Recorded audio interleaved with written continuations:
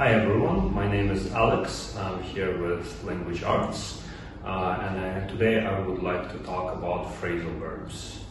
Phrasal verbs, they are quite common in English. I've noticed from my experience in teaching English in Ukraine that a lot of students struggle with phrasal verbs. So one of the first things that we should talk about is how phrasal verbs are basically made up of two parts. Typically a verb and a particle, or sometimes it has two particles. So most commonly I believe phrasal verbs have a verb and a preposition. One of the biggest struggles that students have is actually knowing and figuring out that phrasal verbs are not just literal. Phrasal verbs can have a number of meanings to any phrasal verb. It can, from what I have actually read, is that a single phrasal verb can have as many as 20 meanings. So it's quite a bit. It's usually not as dramatic for each phrasal verb. It's usually only a few meanings that each phrasal verb has. The meanings of phrasal verbs, they can be categorized in three ways. There are literal meanings, and that's fairly straightforward. It's easier for students to understand what a phrasal verb is because it's quite literal. So, for example, put up is when you take something and you just put it higher. It's quite literal.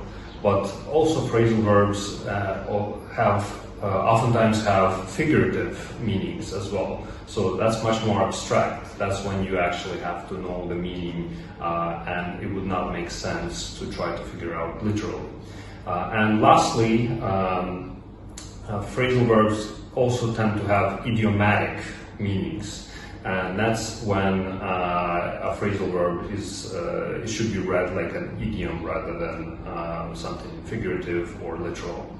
So to have some examples on the board here, let's cover a simple phrasal verb like put up. Okay, so in terms of meaning, put up can be read literally, as I just gave the example. It's when you take something and you put it up higher. The figurative meaning of phrasal verb is to tolerate something. So parents can tell their children, we're not going to put up with your behavior. And parents mean that they're not going to tolerate that behavior, they're not going to accept that behavior. And the figurative meanings is harder for students to remember, to learn. They tend to be more abstract, but it's very important to know these meanings because native speakers use phrasal verbs in not just literal ways. They love to use phrasal verbs in figurative ways as well. So the next example that I want to give is the phrasal verb hold on. Now the interesting thing with this phrasal verb is that it can actually be used in a situation where the literal and figurative meanings overlap. So if you imagine your friend who's about to fall off a cliff and they're holding on to a branch, you might actually yell out, "Hold on." So what you mean there is that they should literally hold on to the branch, but you can also mean that they should wait for a short period of time so that you can go help them. So there, the literal and figurative meaning are overlapped and both are meant in this scenario. Many phrasal verbs don't have any literal meanings to them. So a phrasal verb like give up has a figurative meaning to it, okay? So it will not have a literal meaning. And of course, another major part to phrasal verbs is that they have idiomatic meanings as well. So a good example is the phrasal verb put off.